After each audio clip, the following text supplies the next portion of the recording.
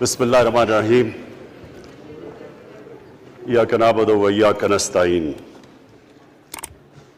میں سب سے پہلے اپنی الائڈ پارٹیز، اپنے اتحادیوں کا دل سے شکریہ ادا کرتا ہوں کہ ابھی بھی اور ہر مشکل وقت میں جس طرح آپ میرے ساتھ کھڑے رہے ہیں، آپ کا بہت بہت شکریہ۔ میں اپنے پارلیمنٹیرینز، اپنی ٹیم کا، میں آپ کا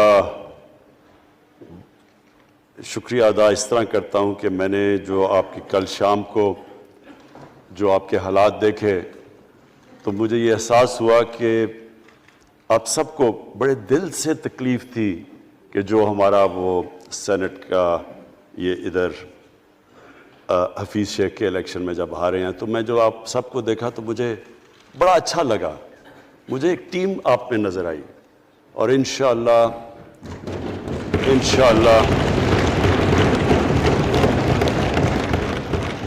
یہ ہماری ٹیم مضبوط ہوتی جائے گی، کیونکہ دیکھیں اللہ کہتا ہے کہ میں تمہارے ایمان کو بار بار آزماؤں گا۔ اللہ قرآن شریف میں ہمیں کہتا ہے۔ وہ کیوں کہتا ہے؟ وہ آپ کے ایمان کو آزماتا ہے مضبوط کرنے کے لیے۔ جب آپ ایک مشکل وقت سے نکلتے ہیں آپ اور مضبوط ہو جاتے ہیں۔ اللہ نے ایک انسان کو ایک ایسا چیز، ایک ایسا اس کا جو سب سے بڑی جو اس کی مخلوق ہے، اشرف المخلوقات، اس کو جو اللہ نے بنایا ہے، اس کے اندر اس نے ایک کنڈیشن لگا دی ہے کہ اگر آپ نے بڑا انسان بننا ہے تو مشکل وقت کا سامنا کرو، ریزسٹنس کے ساتھ جاؤ۔ جسم ہمارا یہ ہے، جسم کو ہم بھاری ویٹ اٹھاتے ہیں، جسم تکڑا ہو جاتا ہے۔ ذہن کو جتنا ہم آزمائیں گے اور آزمائشوں میں ڈالیں گے، سب سے بڑا جو پاور ہاؤس ہے وہ ہمارا ذہن ہے، وہ اور تکڑا ہو جاتا ہے، انسان تکڑا ہو جاتا ہے۔ پارٹی بھی تب تکڑی ہوتی ہے جب وہ مشکل وقت سے نکلتی ہے۔ آپ نے کسی کو تباہ کرنا ہے تو اس کو آرام کی زندگی دے دو، وہ تباہ ہو جاتا ہے، ڈکے کر جاتا ہے انسان۔ تو میں اپنی پارٹی کو آج خراج تحسین پیش کرتا ہوں کہ آپ اس مشکل وقت سے نکلے۔ بڑے مجھے انڈیویجول ایم این ایز کا پتہ ہے کہ انہوں نے کتنی کوشش کی یہاں پہنچنے کے لیے، آج اس ووٹ کے لیے۔ تو میں اور مجھے کئیوں کی طبیعت بھی ٹھیک نہیں تھی، تو میں آپ سب کا آج شکریہ ادا کرتا ہوں۔ آج میں اپنی پارلیمنٹری پارٹی کے ساتھ بھی، اور جو میری عوام آج یہ دیکھ رہی ہے، میں اس کے سامنے جو بات رکھنا چاہتا ہوں وہ یہ کہ دیکھیں ہمیں یہ کبھی بھولنا نہیں چاہیے کہ یہ پاکستان کیوں بنا تھا۔ وہ ایک انگریزی کا ایک فریز ہے کہ نیشنز وداؤٹ اے ویژن ڈائی۔ قوم کا جب اپنا مقصد اپنے نظریے سے پیچھے ہٹتی ہے مر جاتی ہے قوم۔ قوم کسی مقصد کے لیے بنتی ہے۔ ہم اپنے وہ جب تک وہ پتہ نہیں ہم اپنے بچوں کو نہیں بتائیں گے، خود ہم جو آج لیڈرشپ ہے، میرا غلطی سے ہاتھ ادھر چلا گیا، ادھر کی لیڈرشپ میں کہہ رہا ہوں، جو ہماری لیڈرشپ ہے اس کو پتہ ہونا چاہیے کہ یہ بہت بڑا عظیم خواب تھا پاکستان کا۔ علامہ اقبال کو نہیں پتا تھا کہ اگر پاکستان بنے گا تو آج جس طرح ہمارے 20 کروڑ مسلمان ہندوستان میں رہ جائیں گے، تو وہ تو سارے پاکستان میں نہیں آ سکتے تھے۔ تو علامہ اقبال کا کیا وجہ تھی پاکستان خواب دیکھنے کی؟ ان کی وجہ یہ تھی کہ ہم نے ایک دنیا کو مثال دینی تھی، کہ اصل میں ایک ماڈل بنانا تھا کہ اصل میں ایک اسلامی ریاست کیا ہوتی ہے۔ اور وہ بیس کس کے اوپر کر رہے تھے پاکستان کی اسلامی فلاحی ریاست جو ہماری آبجیکٹو ریزولوشن میں ہے؟ نبی صلی اللہ علیہ وسلم کی مدینہ کی ریاست، جو ان کی سنت تھی، جو دنیا کی تاریخ کی پہلی فلاحی ریاست بنی تھی، جس میں بہت بڑے بڑے ماڈرن جو آج کے پرنسپلز، وہ پرنسپلز طے کیے گئے تھے. وہ ریاست بنی تھی، اور وہ ریاست ایک ماڈل ایسا تھا کہ اس کے بعد ایک جن کو کوئی جانتا ہی نہیں تھا، ایک قوم، ایک عرب قبیلوں میں تقسیم ہوئی قوم جس کی حیثیت ہی کوئی نہیں تھی، ان اصولوں کے اوپر چلتے ہوئے یہ دنیا کی تاریخ کا معجزہ ہے جو ہوا اس کے بعد. یہ میں نے شفقت محمود کو کہا بھی ہے کہ ہمارے بچوں کو ہر سکول، چاہے وہ انگلش میڈیم، چاہے اردو میڈیم، چاہے دینی مدرسے، سب کو 8، 7، 8 اور 9 کلاسز میں باقاعدہ سبجیکٹ پڑھائیں کہ نبی صلی اللہ علیہ وسلم کی جو زندگی تھی اور جو مدینہ میں کیا وہ کیا تھی.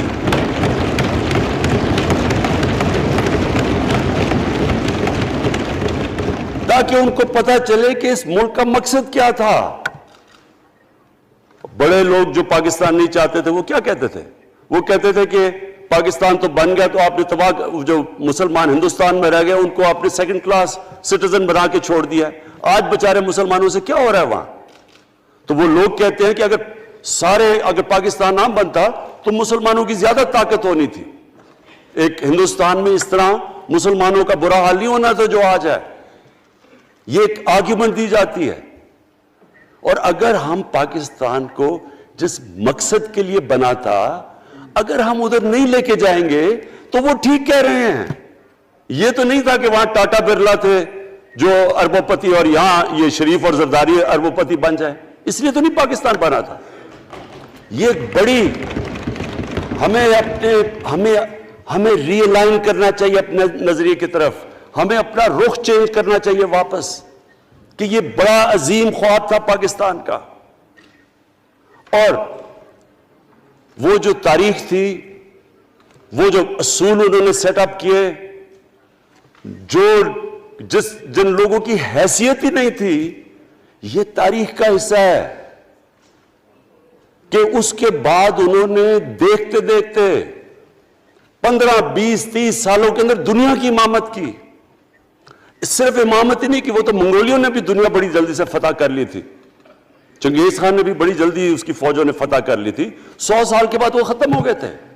انہوں نے ایک دنیا کی عظیم سیویلائزیشن، جو ٹاپ سائنٹسٹ تھے، سارے دنیا کے ٹاپ سائنسدان، ایک عظیم کلچر. اور سب سے بڑی بات جو آج میں یہ کہنا چاہتا ہوں، انہوں نے اخلاقیات، ایک مورل سٹینڈرڈ سیٹ کی دنیا میں. جب مسلمان گئے انڈونیشیا اور ملیشیا، وہاں تو کوئی مسلمان کی فوج نہیں گئی، وہاں تو کوئی تلواروں سے نہیں فتح کیا. مسلمان تاجروں کا وہاں کردار دیکھ کے لوگ حیران ہو گئے کہ یہ کون لوگ آئے ہیں جو بالکل ان کی مورالٹی ایسی، نہ وہ کوئی دغا بازی کرتے تھے، نہ وہ کوئی دھوکہ دیتے تھے، اپنی زبان پہ کھڑے ہو جاتے تھے. لوگ ان سے امپریس ہو گئے کہ کون سی قوم ہے. دیکھیں اسلام ہم غلط فہمی میں ہیں، یہ سمجھتا ہے کہ جی تلوار سے اسلام پھیلا تھا. اسلام پھیلا تھا کہ وہ ایک انسان کے کیریکٹر کو ریفارم کرنے آیا تھا. ہم جب اللہ سے مانگتے ہیں، ہم نماز میں ایک ہی چیز مانگتے ہیں کہ اللہ ان کے راستے پہ لگا جن کے تو نے نعمتیں بخشی، ان کے نہیں جو غلط تباہی کے راستے پہ چلے گئے. صرف نماز میں ہم یہ چیز مانگتے ہیں، ہر روز ہم پڑھ کے یہ مانگتے ہیں.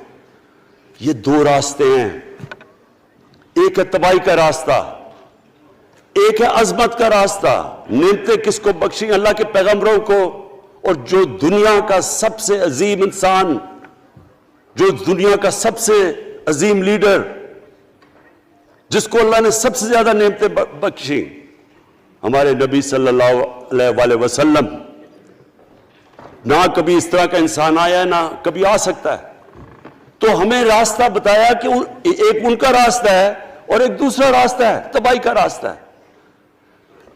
اور وہ جو ان کے راستے پہ چلتا گیا وہ ایک عظیم انسان بنتا گیا.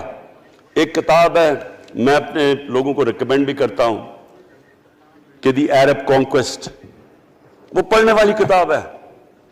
اس میں بتاتے ہیں کہ جب مسلمان ایک دم دیکھتے دیکھتے دنیا میں پھیل گئے تو کوئی ایک آدمی نہیں تھا. ایک تو بڑے عظیم سپہ سالار تھا خالد بن ولید، لیکن وہ جو بھی بنتا تھا وہ جنرل عظیم بن جاتا تھا. وہ اس کتاب کے اندر لکھی انگریز نے ہے.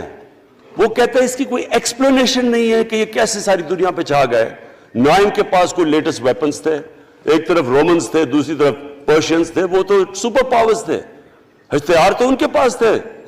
نہ ان کے پاس ہتھیار، نمبرز میں بھی وہ زیادہ تھے، ان کی فوجیں بھی زیادہ تھیں، لیکن وہ ساری دنیا پہ پھیل گئے اور ایک ایسا سویلائزیشن بنا کہ زیادہ تر تو مسلمان نہیں تھے، وہ بھی ان کو مانتے تھے، کیونکہ ان کی اخلاقیات، ان کا عدل اور انصاف کا نظام، ان کا کیریکٹر، اس کی وجہ سے لوگ آئے ہیں. یہاں جو ہندوستان میں اسلام پھیلا ہے، یہ ہمارے جو بڑے بڑے بزرگ تھے، داتا صاحب،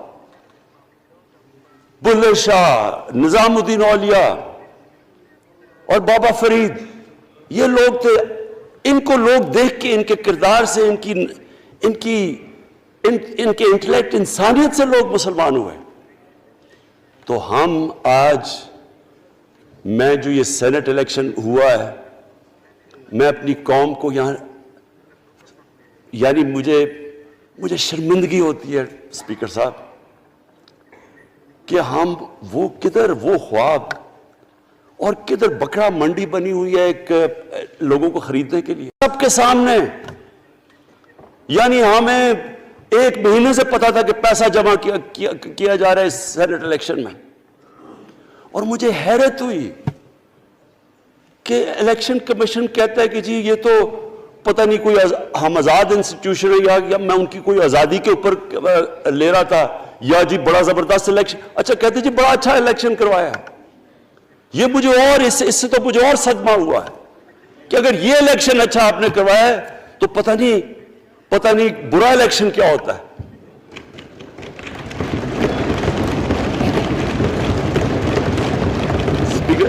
اسپیکر صاحب یہ دیکھیں، مجھے یہ افسوس یہ ہوتا ہے کہ ہم ایک چیز سمجھتے نہیں ہیں. ہم کہتے ہیں نا جی ہمارے معاشی حالات بہت برے ہیں. دیکھیں جی ہماری ڈیفیسٹ تھے، یہ ہمارے کرنٹ اکاؤنٹ، یہ جو بھی ہم کہتے ہیں قرضے چڑھے ہوئے ہیں. یہ جو قرضے چڑھے ہوئے ہیں یہ ایک بیماری کے سمٹمز ہیں. بیماری کچھ اور ہے. اخلاقی طور پہ ہماری قوم کو تباہ کیا ہے، پھر معاشی تباہی آتی ہے.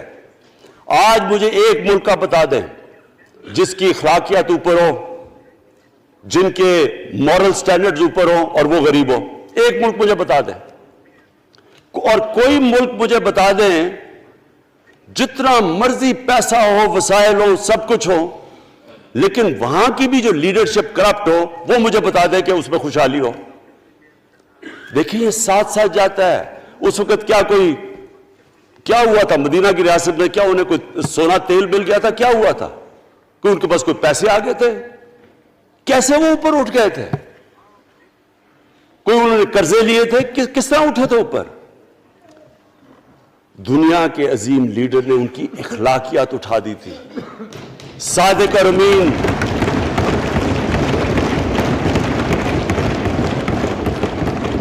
ایک قوم، انہوں نے ہمیں بتایا. ہمیں قرآن میں اللہ حکم کرتا ہے کہ ان کی سنت پہ چلو. اللہ جب ہمیں کہتا ہے ان کی سنت پہ چلو، کیا ہم اللہ کو کوئی فائدہ پہنچا سکتے ہیں؟ ہماری بہتری کے لیے کہتا ہے.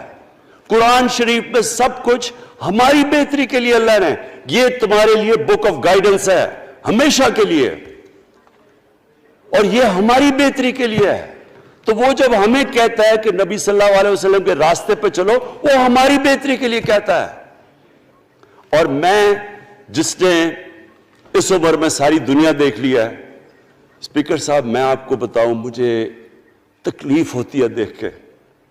جب میں یہ مغربی ملکوں میں جاتا ہوں، اسکینڈینیویا میں، سوئٹزرلینڈ میں، آپ وہاں کے اخلاقی سٹینڈرڈز دیکھیں، ان کی مورل سٹینڈنگز دیکھیں، شرم آئے گی آپ کو کہ جو ہمارے ملک میں ہو رہا ہے. اور یہ جو سینٹ کا الیکشن ہوا ہے، آپ کو افسوس ہوگا کہ ہم وہ کس کی امت ہیں ہم؟ کس کی امت ہیں؟ کس کے نام پہ پاکستان کا مطلب کیا؟ لا الہ الا اللہ، اس پہ یہ ہمارا ملک بنا تھا۔ اور آج دیکھیں، ایک کرپٹ آدمی، دنیا میں ثابت کیا ہوا کرپٹ آدمی آصف زرداری، دنیا میں اس کے اوپر لکھا ہوا کہ مسٹر 10%، مضمون لکھے ہوئے ہیں، فلمیں بنی ہوئی ہیں اس کے اوپر، اور اس ملک میں لوگ کہیں جی ایک زرداری سب پہ بھاری، کیا کہ وہ رشوت دیتا تھا اس لیے سب پہ بھاری ہو گیا؟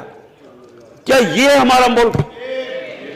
دوسری طرف دیکھیں، دوسری طرف یہاں بیٹھے ہوئے ہمارا لیڈر نواز شریف، اور نواز شریف ایک ڈاکو، ملک کو 30 سال سے لوٹ کے ملک سے باہر بھاگا ہوا ہے، جھوٹ بول کے باہر بھاگا ہوا ہے، سارے ملک کے سامنے ہمیں کیبنٹ میں ہم نے 6 گھنٹے میں بتایا جی اس کو یہ بھی بیماری ہے، اس کو یہ بھی بیماری ہے، اس کو یہ بھی بیماری ہے، وہ شاید وہ جہاز پہ بھی نہ چڑھ سکے، وہ شاید مر جائے گا۔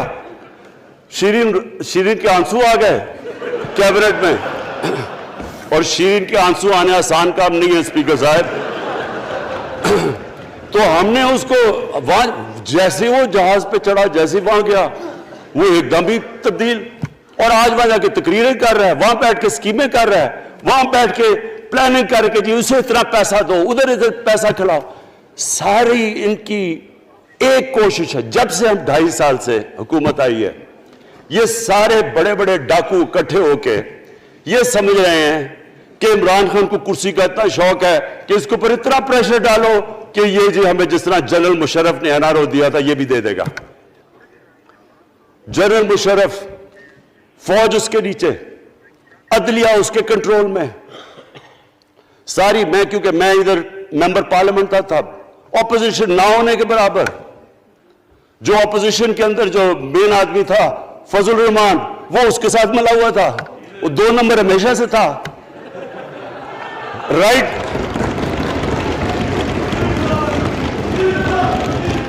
اور وہ آدمی جس کے پیچھے امریکہ ان کی جنگ لگا تھا، سب کچھ، وہ ان کے پریشر میں آ کے ان دونوں کو NRO دیا، اور اتنا بڑا اس ملک کے اوپر اس نے جرم کیا ہے۔ ان دونوں نے آ کے NRO لے کے دونوں ہاتھوں سے ملک لوٹا، اس کے بعد دونوں نے اس ملک کے اوپر 4 گنا زیادہ قرضہ چڑھایا۔ اسپیکر صاحب، 6,000 ارب سے ہمارا قرضہ جو ٹوٹل لائبلٹیز 30,000 ارب پہ پہنچا دی۔ آج ہمارے اوپر کیا مسئلہ ہے؟ ہمیں یہ قرضوں کی قسطیں دیتے ہوئے بیچارے لوگوں کے اوپر بوجھ ڈالنا پڑتا ہے۔ یہ جو مہنگائی ہے اس کے بعد میں بعد میں بات کرتا ہوں، لیکن میں پہلے یہ بات کمپلیٹ کر لوں کہ دیکھیں اسپیکر صاحب، میں یہ 2.5 سال سے تماشے دیکھ رہا ہوں۔ یہاں پہلے دن پرائم منسٹر بن کے پرائم منسٹر تقریر کرنے جا رہا ہے، کھڑے ہو کے تقریر نہیں کرنے دی۔ کیوں تقریر نہیں کرنے دی؟ کیونکہ ان کو پہلے دن سے ڈر تھا کہ یہ ہمارے جو کرپشن کے کیسز یہ معاف نہیں کرے گا۔ کرپشن کے کیسز ہم نے نہیں بنائے تھے اسپیکر صاحب، یہ سارے ان کے دور کے کیسز بنے ہوئے ان کے اوپر۔ آپس میں تو ان کا مکمکا تھا، اپنا نیب کا چیئرمین آپس میں مل کے کیسز ان کے بند کر رہا ہے۔ عدلیہ اس وقت کی عدلیہ وہ ان کے ہاتھ میں تھی، ان کو تو مسئلہ ہی کوئی نہیں تھا۔ وہ $60 ملین آصف زرداری کا سوئٹزرلینڈ میں پڑا ہوا ہے، وہ جج کہہ رہا ہے کہ واپس لے کے آؤ۔ وہ یوسف رضا گیلانی جو یہاں سے سینیٹر بنا ہے، وہ پاکستان کا $60 ملین پڑا ہوا ہے سوئٹزرلینڈ میں، وہ جج کہہ رہا ہے کہ واپس لے کے آؤ، وہ کہتے نہیں جی میں نہیں خط لکھتا۔ بھئی آپ کے باپ کا پیسہ تھا، پاکستانی قوم کا پیسہ تھا، اس کے اوپر وہ ڈسکوالیفائی ہو جاتا ہے۔ وہ ایسے پھر ہے جس طرح نیلسن منڈیلا کا ڈسکوالیفائی ہو گیا۔ اسپیکر صاحب، میں یہ چیزیں آپ کو اس لیے بتا رہا ہوں، میں تو ان کو 30 سال سے جانتا ہوں۔ دیکھیں، جب تک ہم اس ملک میں اپنی اخلاقیات ٹھیک نہیں کریں گے، مورل سٹینڈرڈز ٹھیک نہیں کریں گے، جب اس طرح کے الیکشن ہوں گے کہ کھل کے پیسہ چل رہا ہے اور ہم کہیں گے نہیں جی وہ پٹواری کیوں پیسے لیتا ہے، تو وہ تھانے دار کیوں پیسے لیتا ہے، وہ سرکاری نوکر، وہ تو بیچارہ جو نچلا طبقہ ہے وہ تو واقعی جس طرح شیخ رشید نے کہا ہے، مہنگائی جو بڑی ہے بیچارے لوگوں کی تنخواہ میں گزارا نہیں ہو رہا۔ ان کو ہم کہہ رہے ہیں کہ آپ بالکل ایماندار بنے، اور یہ جن کا اتنا ان کے پاس پیسہ ہے اسپیکر صاحب، میں آپ کو یقین سے کہتا ہوں ان کو خود نہیں پتا کہ ان کا کتنا پیسہ باہر پڑا ہے۔ اتنا 30 سال سے چوری کر رہے ہیں یہ پیسہ، اور 30 سال سے پیسہ چوری کر کے اب ان کی کوشش یہ ہے کہ عمران خان کے اوپر پریشر ڈالو سارے چور مل کے کہ جی کبھی ہم گورنمنٹ گرا دیں گے، کبھی ہم وہ نکلاتے ہیں وہ۔ آپ سوچیں فیٹف کے اوپر، اب فیٹف ہماری وجہ سے تو نہیں فیٹف پہ ہم گرے لسٹ میں آئے، یہ تو نون لیگ کے دور میں گرے لسٹ میں آئے ہیں۔ اب اگر فیٹف کی بلیک لسٹ میں پاکستان جاتا ہے تو یہاں سب کو پتا ہے کہ سینکشنز لگ جائیں گی، تو آگے مشکل سے ہم نے اکانومی کو سٹیبلائز کیا، مشکل سے۔ اگر بلیک لسٹ میں جاتا ہے تو اکانومی سیدھی نیچے۔ آج جو لوگوں کو مشکل پڑی ہوئی ہے، اور مشکل پڑی ہوئی ہے ہمارے لوگوں کو مہنگائی کی، اس کی وجہ یہ ہے کہ ہمارا روپیہ جو تھا تقریباً 107 روپے کا، آج 160 روپے کا۔ تو جب روپیہ گرتا ہے تو ساری چیزیں باہر سے مہنگی ہو جاتی ہیں، پٹرول، ڈیزل، بجلی۔ اب بجلی کی آدھی بجلی ان سے باقی ڈالر کانٹریکٹس کے اوپر بجلی کے کانٹریکٹ سائن کیے ہوئے ہیں، وہ سب کچھ باہر سے، دالیں مہنگی، جو چیز باہر سے امپورٹ کرتے ہیں، گھی مہنگا، ساری چیزیں مہنگی ہو جاتی ہیں۔ تو یہ سوچ لیں کہ اگر ہمارے اوپر سینکشنز لگ جائیں، اگر ہمارے اوپر فیٹف کی سینکشنز لگ جاتی تو یہ تو آپ تو سوچ ہی نہیں سکتے کہ یہ ملک میں کیا حال ہونا تھا۔ تو ہم اپنے ملک کے لیے فیٹف کی ریکوائرمنٹ پر لیجسلیشن کروا رہے ہیں، اور انہوں نے جناب اتنا بڑا وہ ذرا پکڑا، اتنا بڑا وہ لا دیا جی، اتنا بڑا جی، یہ 34 شکیں چینج کر دیں نیب میں۔ اب نیب کا فیٹف سے کیا تعلق ہے؟ انہوں نے سمجھا کیا عمران خان قابو آ گیا، اب تو یہ ڈر کے فیٹف کی بلیک لسٹ سے اب تو جناب ہمیں یہ 34 شکیں سائن کر کے تو نیب کو ختم کر دے گا۔ مطلب یہ کہ صرف ان کی چوری کے کیسز ختم ہو جائیں، بس ون پوائنٹ ایجنڈا ان کا۔ اور میں نے آپ کو پہلے دن یہاں سے کہا تھا، پہلے دن یہاں کھڑے ہو کے میں نے کہا تھا کہ ان کا صرف ون پوائنٹ ایجنڈا، میں ان کو جانتا ہوں، میں ان کو جانتا ہوں، جب یہ سارے اپوزیشن میں میرے ساتھ تھے، ان کا صرف ایک خوف ہے کہ یہ این آر او نہیں دے گا، لہٰذا اس کو اتنا بلیک میل کرو، اور اب فیٹف کے اوپر تو یہ پھنس گیا ہے تو اب اس سے لے لو، اس سے کنسیشن لے لو تاکہ نیب ختم ہو جائے۔ اب سوچیں کیا ان کو ملک کا فکر ہے؟ کیا ان کو نہیں پتا تھا کہ کیا ہونا ہے اگر فیٹف کی بلیک لسٹ پہ چلے جاتے ہیں؟ اس کے بعد انہوں نے جلسے کرنے کی کوشش کی، بڑا جی پبلک نکالیں گے ہم، مینار پاکستان کے اندر جلسہ۔ مینار پاکستان کا یہ جانتے نہیں، دیکھیں ان کے بھی آگئے ایک شہزادہ ایک شہزادی جنہوں نے زندگی میں کبھی کام کیا نہیں ہے، نہ ان کو پتہ ہے کہ سٹرگل ہوتی کیا ہے۔ جناب مینار پاکستان خود ہی اخباروں کے اندر اپنے آپ کو پیسے خرچ کر کے اخباروں میں ذرا نمایاں کر کے جناب انہوں نے مینار پاکستان میں جلسہ کر لیا۔ اب میں تو جانتا ہوں مینار پاکستان، اور میں تو اپنے لاہور کو بھی جانتا ہوں، میں تو اپنے لاہور شہر کو بھی جانتا ہوں۔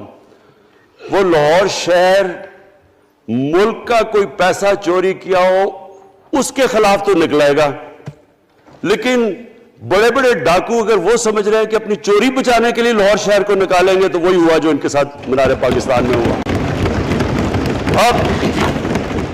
اب آ کے جو ڈاکٹر فہمیدہ مرزا نے بڑا اچھا آپ کو ایکسپلین کیا، انہوں نے بتایا کہ یہ کیوں ضروری تھا اوپن بیلٹ۔ انہوں نے بتایا کہ الیکشن کمیشن کی تو ریکوائرمنٹ ہے کہ آنسٹ ہو، فری اور فیئر الیکشن ہو۔ تو انہوں نے 2008 میں چارٹر آف ڈیموکریسی میں کہا ہوا کہ جی اوپن بیلٹ ہونی چاہیے، دونوں پارٹیز نے۔ اور اس کے بعد ایک دم وہاں سے دونوں سب ادھر سے بھاگ کے اور کہتے نہیں جی خفیہ بیلٹ ہونی چاہیے۔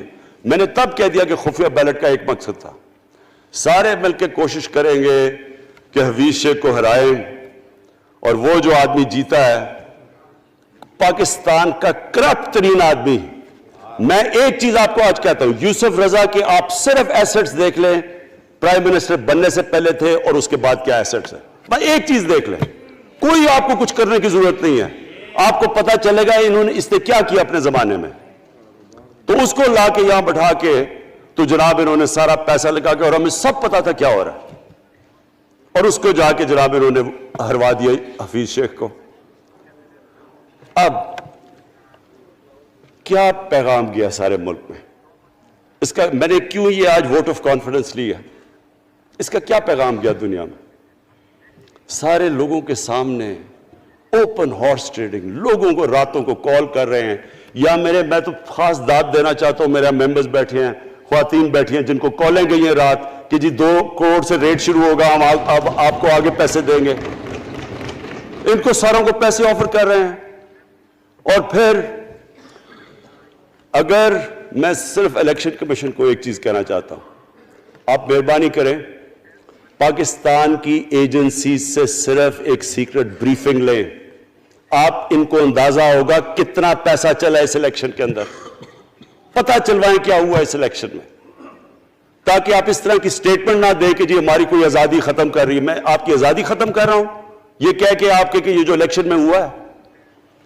اسپیکر صاحب, میں آج اس اوکیزن کے اوپر, کیونکہ مجھے اس پہ کافی, میں 2.5 سال یہ بڑی چیزیں برداشت کرتا رہا ہوں, اور میں اس لیے صبر سے کرتا رہا ہوں کیونکہ ملک اتنا ہمارا مشکل میں ہے.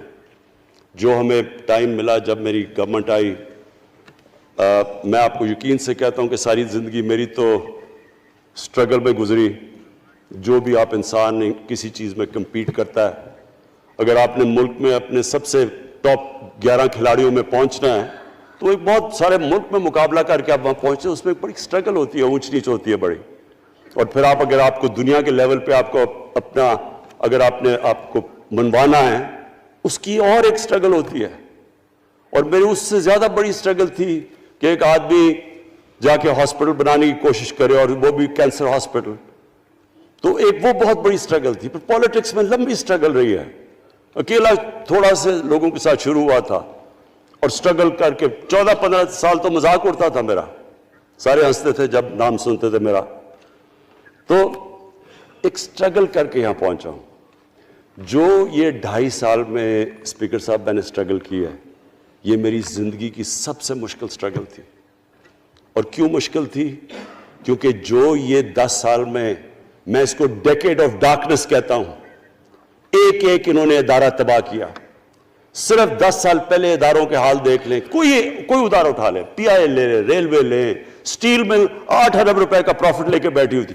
8 ارب روپیہ سٹیل مل میں پروفٹ تھا جب تک کہ زرداری نے ہاتھ نہیں مارا اس کو. اپنا وہ ریاض لال جی فرنٹ مین رکھ کے ہمارے سامنے, میرے پاس آئے لوگ چیمبر والے, انہوں نے کہا جی یہ سٹیل مل سستی بلٹس اس کو بھیجا, اس کے تھرو پیسے دے رہا ہے. وہ سٹیل مل آج بند پڑی ہے. ایک ایک ادارہ انہوں نے تباہ کیا, بھرتیاں کی لوگوں کی. وہ ادارے اتنے بڑے بڑے ہو گئے ہیں کہ وہاں پینشنز ہی اتنی آ گئی ہے کہ کچھ بچتا نہیں ہے سیلریز اور پینشن کے بعد کے ادارے کو ٹھیک کر سکے. ایک ایک ادارہ تباہ کیا.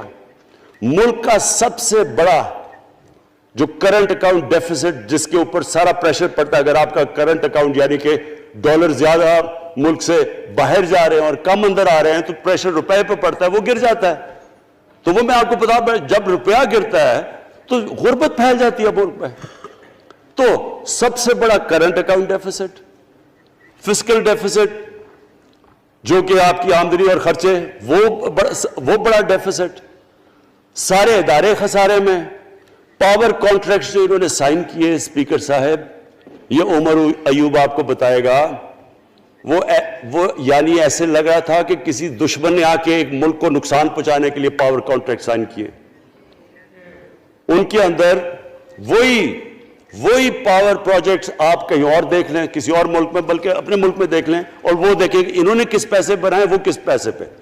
گیس کا کانٹریکٹ سائن کیا ہم نے آ کے اسی ملک سے 30% کم پیسے پہ گیس کا کانٹریکٹ سائن کیا, ان کا ہی کانٹریکٹ چینج کیا.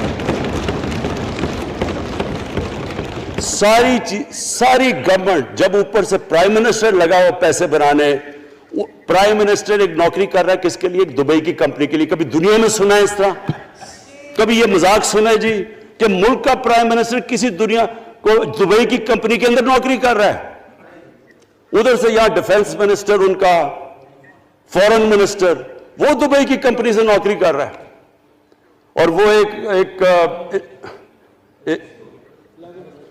انٹیریئر منسٹر، وہ کوئی سنا ہے سنتری بنا ہوا تھا کسی سعودی عربیہ کی کمپنی میں، مجھے نہیں پتا، کبھی یہ سنا ہے یہ ملک سے کسی ملک سے ایسا مذاق ہوا ہے؟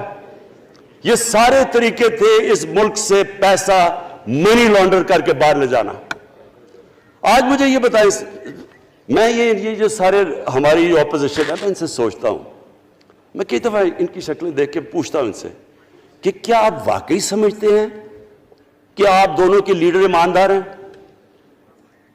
کیا یہ واقعی سمجھتے ہیں کہ ان کی جو یہ دولتیں بڑھی ہیں یہ ایمانداری سے بنی ہیں؟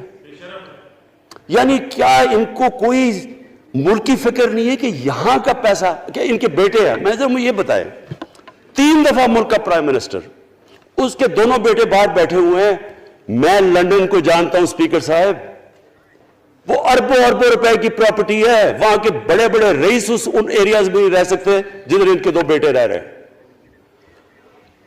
ملک سے بھاگ گئے جی، ہم پاکستانی شہری نہیں ہیں۔ کیوں پاکستانی شہری نہیں؟ کیوں یہاں بتا ہی نہیں سکتے کہ وہ پیسہ کدھر سے آیا جو انہوں نے اتنی بڑی پراپرٹیز لی ہوئی ہیں، اور یہ کچھ نہیں ہے جو انہوں نے بنامی پراپرٹیز لی ہوئی ہیں۔ کسی کو اندازہ ہی نہیں ہے ان کا کتنا پیسہ باہر پڑا ہے۔ زرداری کے پاس کیا تھا پہلے، اس کی جو باہر پراپرٹیز ہے، تو کیا ان لوگوں کو نہیں پتا کہ اس ملک کا پیسہ چوری کر کے یہ باہر لے کے جا رہے ہیں اور یہ پھر بھی ان کی سپورٹ کر رہے ہیں؟ اور یہ جو سینٹ کا الیکشن، کیا انہیں نہیں پتا کہ بڑا جی عقل مند پولیٹیشن ہے زرداری، لوگوں کو رشوت دے کے ان کو خرید رہا ہے؟ ساری قوم کے سامنے یہ ہو رہا ہے۔ میں یہ صرف آخر میں یہ کہنا چاہتا ہوں اس ایشو کو ختم کرتے ہوئے کہ دیکھیں اسپیکر صاحب، کوئی ملک آگے نہیں بڑھ سکتا ایسے۔ میں اکیلا عمران خان کو کرپشن کر کے کرپشن نہیں ٹھیک کر سکتا۔ میں عدلیہ کو کیا، کیسز تو عدلیہ میں ہے یا نیب کے اندر ہے، میرا تو ان کے اوپر کوئی کنٹرول نہیں ہے۔ میں آج پاکستان کی عدلیہ کو اور نیب کو، جو آپ کو میری گورنمنٹ سے مدد چاہیے ہے کنوکشنز کرنے کے لیے، ساری چیزیں ایک طرف، یہ اس ملک کا سب سے بڑا مسئلہ ہے۔ جب تک آپ لوگوں کو سزا ہی نہیں دیں گے،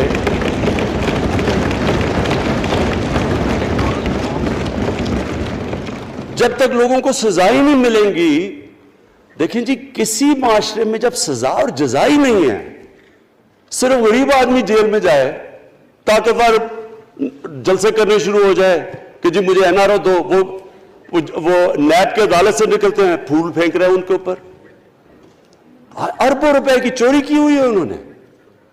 وہ تو اسپیکر صاحب، میں ایک معاشرہ کرپشن کے خلاف لڑتا ہے۔ آپ جتنے مرضی قانون بنا دیں، وہ کرپشن کے خلاف، وہ کرپشن نہیں ختم کر سکتے۔ معاشرہ فیصلہ کرتا ہے کہ ہم نے اس ملک میں کرپشن نہیں ہونے دینی۔ معاشرے کی اخلاقیات ایسی ہونی چاہیے کہ جو کرپٹ آدمی ہو وہ کبھی اس کی شکل نہ دکھا سکے پبلک کے اندر۔ جو میڈیا کا رول ہے، میں اپنے میڈیا والوں کو بھی کہنا چاہتا ہوں، جو اسحاق ڈار سے کیا تھا ہارڈ ٹاک میں اسٹیون سیکر نے، وہ ہر جگہ یہ ہوگا۔ آپ جب بھی کسی بھی مغربی معاشرے میں کسی نے پبلک کا پیسہ چوری کیا، اس کی جرات نہیں ہوگی ٹی وی پہ جانے کے لیے۔ میں نے تو وہاں دیکھا ہوا ہے، بڑے بڑے نام، ایک دھبا لگتا ہے آپ کے اوپر کرپشن کا کیس، آپ سارے میڈیا سے باہر ہو جاتے ہیں۔ یہاں ہر روز شام کو بیٹھ کے اربوں روپے کی کرپشن کی ہوئی ہے، ان کو کسی نے قتل کیے ہوئے ہیں، اور آرام سے بیٹھ کے جراوہ میں لیکچر دے رہے ہوتے ہیں۔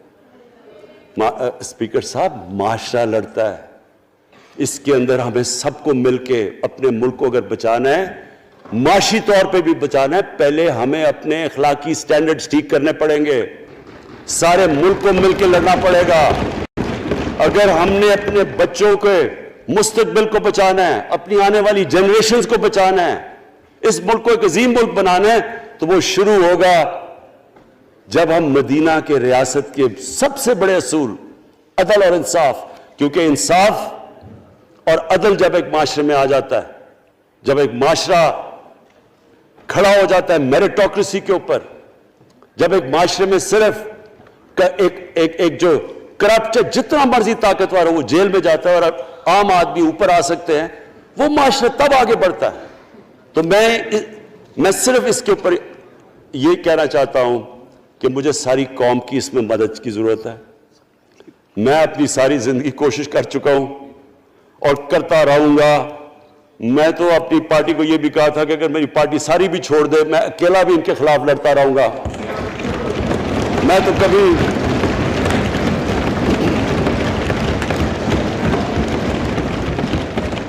اسپیکر صاحب آخری گیند تک لڑنے والا کیپٹن تھا.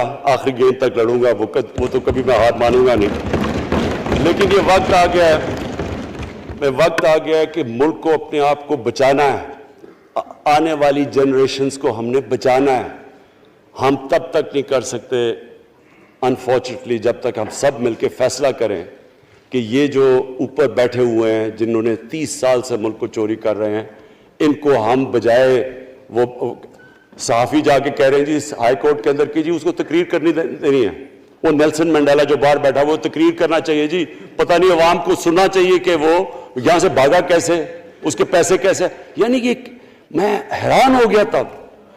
اور اب اسپیکر صاحب میں صرف مختصر بات کر دوں آگے کی. دیکھیں پاکستان ایک مشکل وقت سے نکل کے اب ہم ایک سٹیبل اور آگے بڑھنے کے سٹیج پہ آ گئے. ہماری اللہ کا شکر ہے. جو سب سے مشکل چیز ہوتی ہے کرنٹ اکاؤنٹ, بڑی دیر 17 سال کے بعد 5 مہینے پاکستان کا جو کرنٹ اکاؤنٹ ہے وہ سرپلس پہ چلا گیا. یعنی ہمارے جتنے ملک میں ڈالرز آ رہے ہیں اور جتنے باہر جا رہے ہیں, اللہ کا کرم ہے زیادہ ڈالرز آ رہے ہیں. ہمارا روپیہ خود ہی, ہم پیسے نہیں لگا رہے اس کو, خود روپیہ سٹرینتھ گین کر رہا ہے. یہ بڑا امپورٹنٹ ٹائم ہے کہ اس وقت, اور یہ اس کے باوجود کہ اس ملک میں کرونا ہوا, ساری دنیا کی اکانومیز کرونا میں بری طرح متاثر ہوئی, اس کے باوجود اوپر والے کے کرم خاص طور پہ. اور میں کہوں گا کہ ہماری جو ٹیم تھی, ہمارا جو جس طرح ہم نے مانیٹر کیا اور جس طرح ہم نے ڈیٹا بیس گیدر کیا اور ہم نے ہر ایک چیز فالو کر کے ہم نے جیسے اپنے لوگوں کو بچایا ہے. میں خاص طور پہ اپنی ٹیم یاسد عمر اور ہماری جو ٹیم تھی اپنی ڈاکٹر فیصل میں ان کو خاص طور پہ خراج تحسین پیش کرتا ہوں. تو اس مشکل وقت سے بھی آپ دنیا میں دیکھیں اور جس طرح پاکستان نکلا. اب دیکھیں آگے ہمارا چیلنج کیا ہے. ہمارا چیلنج یہ ہے کہ ہم اپنی جو ایکسپورٹس ہیں ان کو بڑھائیں, کیونکہ صرف گروتھ ایک ہی طرح ہوتی ہے ایکسپورٹ لیڈ. اللہ کا شکر ہے کہ بیرون ملک پاکستانیوں نے ریکارڈ پیسہ پاکستان بھیجا ہے جو کہ ہمارے ملک میں آیا ہے ریمیٹنسز کے. اب ہم نے انویسٹمنٹ کے اوپر لگے ہوئے ہیں. اس وقت سب سے زیادہ کمپنیز رجسٹر ہوئی ہیں SECP میں. اس کا مطلب کہ نئی انویسٹمنٹ پاکستان میں آنے والی ہے. لوگ تیار ہو گئے انویسٹ کرنے کے لیے. ہمارا صرف مسئلہ اسپیکر صاحب ایک ہے بجلی کا. یہ بڑا مسئلہ ہے. کانٹریکٹ مہنگے سائن کیے ہوئے, جس بجلی جو کانٹریکٹ سائن کیے ہوئے ہیں جس پہ وہ بجلی پروڈیوس ہو رہی ہے, بدقسمتی سے وہ اگر بجلی کی قیمت بڑھاتے ہیں تو لوگ آگے اور مشکلوں میں پڑے ہوئے ہیں. بجلی کی وجہ سے سب چیزیں مہنگی ہو جاتی ہیں. نہیں بڑھاتے تو قرضے, وہ جو گردشی قرضے ہیں وہ بڑھتے جا رہے ہیں. ہمارا ایک یہ چیلنج ہے. اس کے اوپر صرف اپنی قوم کو بتانا چاہتا ہوں کہ باقاعدہ ہم ہر طریقہ سوچ رہے ہیں کہ ہم نے اس میں سے کیسے ہم نے اپنے لوگوں کے اوپر بوجھ کم کرنا ہے. ایک تو میں اپنی ٹیم کو یہ بھی کامیابی دیتا ہوں کہ بڑی دیر اور مشکلوں سے IPPs کے ساتھ ہم نے نئے کانٹریکٹ سائن کیا جس کے اندر بہت پاکستان کا پیسہ بھی بچے گا اور جو آگے جا کے قرضہ بڑھنا تھا وہ نہیں بڑھے گا. جو میرے اوپر سب سے زیادہ پریشر ہے اس وقت اسپیکر صاحب وہ ہے مہنگائی کا. مہنگائی میں نے آپ کو بتایا بھی دیا کہ مسئلہ ایک جب آپ کے روپیہ گرتا ہے تو جب چیزیں مہنگی ہو جاتی ہیں ایک وہ ہے. لیکن میں اپنی قوم کو صرف ایک چیز کہنا چاہتا ہوں کہ سب سے زیادہ اس وقت میری حکومت ایک ہی چیز پہ لگی ہوئی ہے کہ ہم کس طرح لوگوں کے اوپر مہنگائی کا بوجھ کم کریں. اس کے لیے ہم بڑی بڑی چیزیں آپ کے سامنے لے کے آئیں گے آنے والے دنوں میں, جس میں کوشش یہ ہے کہ ہم اپنے ملک میں جو سارا نچلا طبقہ ہے ان کو سبسڈائز کریں, اپنے اساس پروگرام کے ذریعے ان کو ڈائریکٹلی ہم فنڈ کریں. یہ انشاءاللہ آپ کے ساتھ آئے گا. ابھی میں نے ایکسپیریمنٹ ایک اور شروع کر دیا, وہ ایک ہفتے تک ابھی ٹرائل پہ ہے کہ ہم ایک پروگرام لے کے آ رہے ہیں کوئی بھوکا نہ سوئے. ہم نے خاص کچنز بنائے ہیں, ایریاز چوز کیے ہیں جدھر سب سے زیادہ بھوک ہے, تاکہ ہم کم از کم جب تک ہماری ملک اٹھتا ہے اوپر, ہم کم از کم ان تک کھانا پہنچائیں کہ ہمارے ملک میں کوئی بھوکا نہ سوئے. اور یہ پوری میں کیمپین شروع کرنے لگا ہوں. ہیلتھ کارڈ پنجاب کے اندر اور پختونخوا میں, پختونخوا کی گورنمنٹ کو تو میں خاص مبارک دیتا ہوں کہ انہوں نے سارے اپنے پختونخوا کے لوگوں نے خاندانوں کو کور کر لیا ہیلتھ انشورنس سے. یہ بڑے بڑے امیر ملکوں میں بھی ایسا نہیں ہوتا کہ ہر ایک خاندان کے پاس 10 لاکھ روپے کی انشورنس ہوگی, کسی بھی ہسپتال میں جا کے اپنا علاج کروا سکیں. میں خاص طور پہ محمود خان اور آپ کی کیبنٹ کو مبارک دیتا ہوں. پنجاب کیونکہ بہت بڑا ہے, انہوں نے بھی فیصلہ کر لیا ہے. عثمان بزدار آپ کی اور آپ کی ٹیم کو میں خاص مبارک دیتا ہوں کہ اس سال کے اینڈ تک وہ سارے پنجاب کے اندر ہیلتھ کارڈ پہنچا دیں. یہ ایک عام آدمی کے لیے سب سے بڑی, کم از کم جیسے جیسے ہم اپنے ملک کو اٹھا رہے ہیں تو کم از کم ہم لوگوں کی بنیادی ضروریات پوری کریں. اور جو کسان ہیں جی, کسانوں کے لیے ایک بڑا زبردست پروگرام لے کے آ رہے ہیں. اس کے اوپر بھی ہمیں بڑا برین سٹارمنگ کی ہے کہ کیسے ہم کسان کی مدد کر سکتے ہیں. پرابلم تو ہمارے پاس یہ ہے نا کہ جتنا ہم پیسہ اکٹھا کرتے ہیں آدھا پیسہ قرضوں کی قسطوں پہ چلا جاتا ہے, تو پیسہ کم بچتا ہے. لیکن ہم نے فیصلہ کیا کسانوں کے اوپر ہم خاص زور دینے لگے ہیں تاکہ وہ بعد میں بات کروں گا. تو 2 چیزیں اور جی. دیکھیں, میں قوم سمجھتی ہے نا کہ اب ہم کیسے یہ جو قرضے ہمارے اوپر چڑھے ہوئے ہیں ان سے کیسے نکلنا ہے. اس سے صرف ایک ہی طریقہ نکلنے کا کہ ہم اپنے ملک میں دولت کے اندر اضافہ کریں, ویلتھ کریشن کریں. اس کے لیے ہم کیا کرنے جا رہے ہیں؟ اس کے لیے ہم نے میگا پروجیکٹس بنائے ہوئے ہیں. ایک ہے راوی سٹی لاہور, دوسرا اس وقت ایک والٹن کے اوپر ایک ہم بزنس سینٹر بنانے لگے ہیں لاہور کا, وہ بہت میگا پروجیکٹ ہے. اور پھر تیسرا جو ہے ایک جزیرہ بنڈل آئلینڈ کراچی سے تھوڑے 1-2 کلومیٹر کے فاصلے پہ.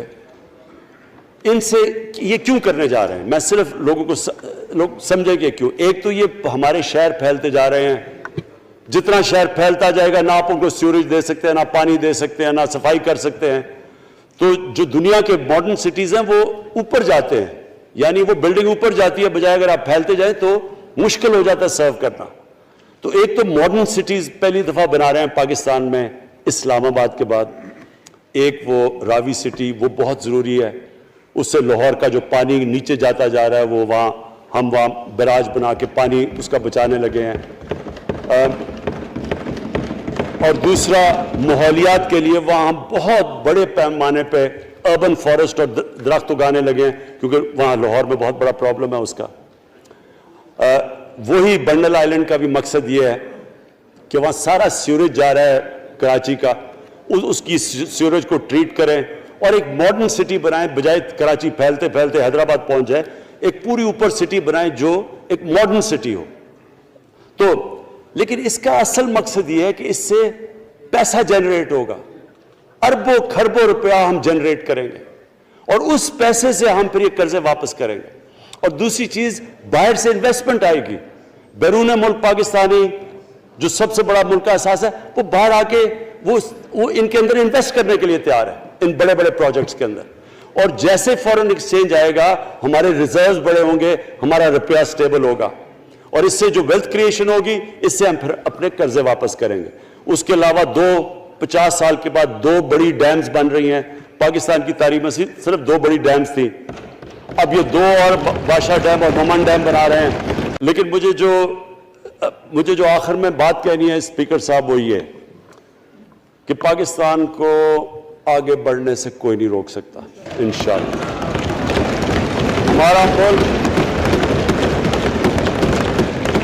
ہمارے ملک میں, کیونکہ میں شاید ہی لوگ اتنا اپنے ملک کو انہوں نے اس طرح دیکھا جیسے میں نے سارا ملک پھیرا ہوا ہوں. اللہ نے ہر قسم کی نعمت دی ہے. اس ملک میں جو پوٹینشل ہے شاید ہی کسی ملک میں ہے. اس کا جو لوکیشن ہے جیو اسٹریٹجک وہ بھی شاید ہی کسی ملک کے پاس ہے. 12 موسم اللہ نے دیے ہوئے ہیں, یہاں اوپر سے لے کے نیچے تک کچھ بھی اگا سکتے ہیں. زرخیز زمین ہے جس کو ہم صحیح طرح استعمال نہیں کر پا رہے کیونکہ ہماری ساری پروڈکٹیوٹی بڑی کم ہے, ٹیکنیکس بڑی پرانی ہیں. چائنا کے ساتھ مل کے اس طرف بھی ہم جا رہے ہیں کہ اپنی پروڈکٹیوٹی بڑھانے کے لیے.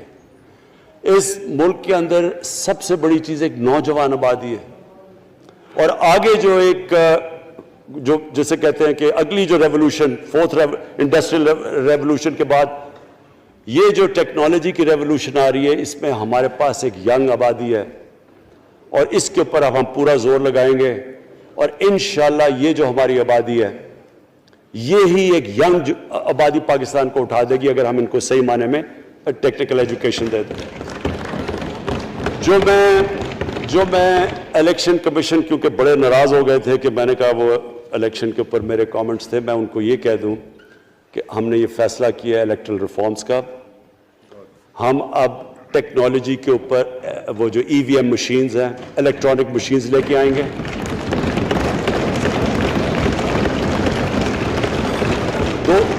دو چیزیں کر رہے ہیں. اوورسیز پاکستانیز کے لیے آپ پورے لگے ہوئے ہیں کہ اوورسیز پاکستانیز بھی ووٹ ڈال سکیں, اور دوسری چیز الیکٹرانک مشینز لے کے آ رہے ہیں. اور کیونکہ یہ الیکٹرانک مشینز کے بغیر ہمیں الیکشنز نہیں کرنے چاہیے, نہیں تو جو ہارتا ہے وہ کہتا جی داندلی ہو گئی. ہم نے اس طرح کا سسٹم لے کے آ رہے ہیں کہ امریکہ کے اندر جب ڈونلڈ ٹرمپ نے کہا کہ الیکشن میں داندلی ہوئی ہے, سارے انہوں نے جب الیکشن کھولا تو ایک بھی وہ نہیں ثابت کر سکے داندلی ہوئی کیونکہ الیکٹرانک مشینز تھی, ان کے پاس وہ سسٹم تھا. انشاءاللہ وہ سسٹم لے کے آ رہے ہیں تاکہ ہمیشہ کے لیے آگے سے یہ چیز ختم ہو جائے کہ جو ہارا تھا وہ ہار مانے گا, جو جیتے گا وہ جیت. جس طرح کہ انشاءاللہ ہماری حکومت کرے گی, جس طرح کہ ایز کیپٹن پاکستان دنیا کی کرکٹ کی تاریخ میں پہلی دفعہ نیوٹرل امپائرز میں لے کے آیا.